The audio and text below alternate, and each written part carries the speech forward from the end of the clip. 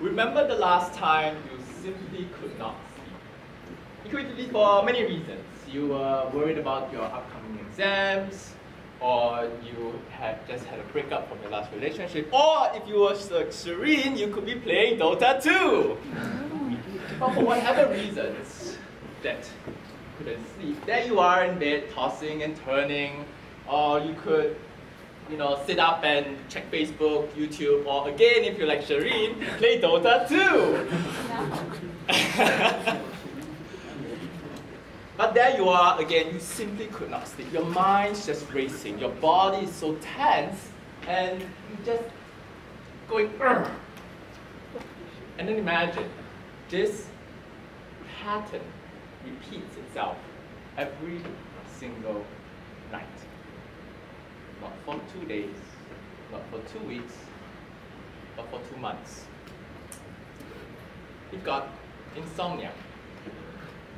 I had insomnia once, and it was the most horrid phase in my life.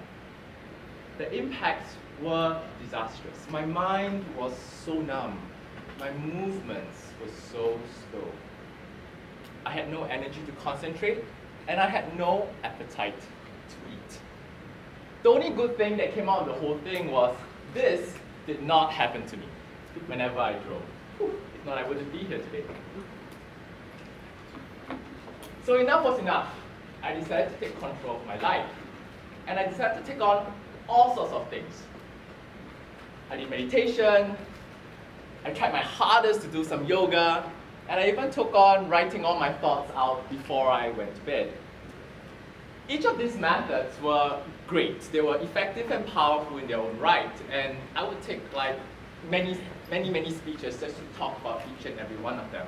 But I want to share the one method that I found that has the most impact on me personally. It has become today, for me, the most long-lasting, regular, and personally indispensable of sleeping habits. And to me, as a subject, it's absolutely fascinating. And that is the use of aromatic therapeutic essential oils. Just to give you a little bit of broad context, just to share a little bit about the power of the human smell. Many people dismiss it as insignificant compared to our keen eyesight and to our sensitive hearing. However, I assert that your smell is more powerful and more influential than we give credit for. So whereas our visual and our hearing sensory organs take a bit of a time physiologically in our brain to get to the relevant parts that process visual and hearing information, our sense of smell is the only sensory organ that has a direct and quick access to our brain, specifically to our limbic system of the brain, which regulates our feelings, our emotions, as well as our memories. So we all have the smell that's really one of the most powerful things that we can experience. Imagine a quick whiff of a certain smell can immediately alert you to danger, like there's smoke in this room. Or it could be able to heighten or alter your moods, which is really what today's topic is about. And one of the things that human beings do to alter and heighten our moods, really for the better, besides Dota 2 again, is really to smell, inhale, and use aromatic essential oils. So what are essential oils? These are naturally occurring compounds found in plants. It could be found in the leaves, the fruits, the bark, the roots, really any part of the plant. And that you can see is an essential oil sac that's found on the leaf of a peppermint plant.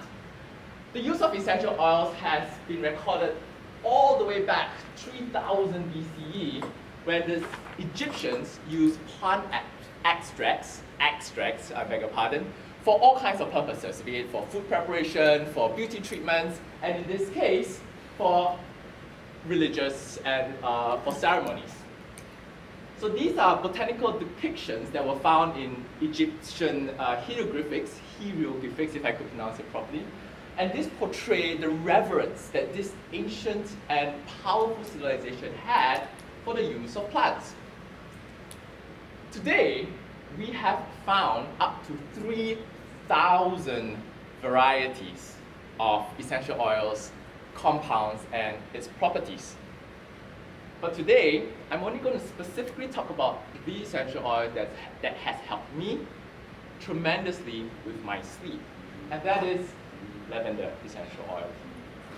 This beautiful purple plant has been linked to calm and tranquility for centuries, and research has shown that lavender oil can effectively relieve stress, reduce insomnia, as well as to improve the quality of your sleep. Electroencephalograph readings, or EEG readings, have shown that those exposed to lavender oil have increased slow wavelength, which, psychologically speaking, is the part of the sleep that we need for restoration and for good rest. So this is one example of the experiment I mentioned by Western University. So besides the increase of slow wave sleep, the people who were exposed to lavender oil reported having higher levels of vigor in the morning. So lavender oil is so popular with people these days that it has been used to create all sorts of products, including sleep patches, cosmetics, in this case sleep balm, eye pillows, as well as head pillows. But my favorite form of essential oil comes in the form of this bottle. So if you cannot see the small one, visual aid is, here's the big version. So why I like this bottle is because of its versatile applications. So besides being able to put it in diffusers and have the whole room smell of lavender, I could actually put 2 drops right in my hand, rub it, and take a very deep breath. And that is a really personal and deep experience of it. This is really the second form I would like, and if Shireen would like, I wish that you could have a tub of lavender ice cream too while you play Dota 2. Besides the versatile application, lavender oil has also been used for all of these medical, health, and well-being purposes. And this is one example of someone who used lavender oil to accelerate her recovery. So in conclusion, essential oils are amazing, and lavender oil has positive effects on health and well-being. So thank you very much, Toastmaster of the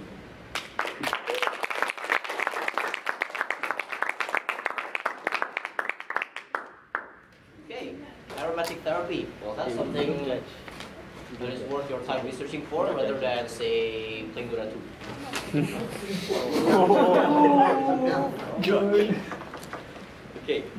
All right. So we have come to the end of our prepared speeches. So next we'll invite our evaluators to evaluate. Sorry, timers report first.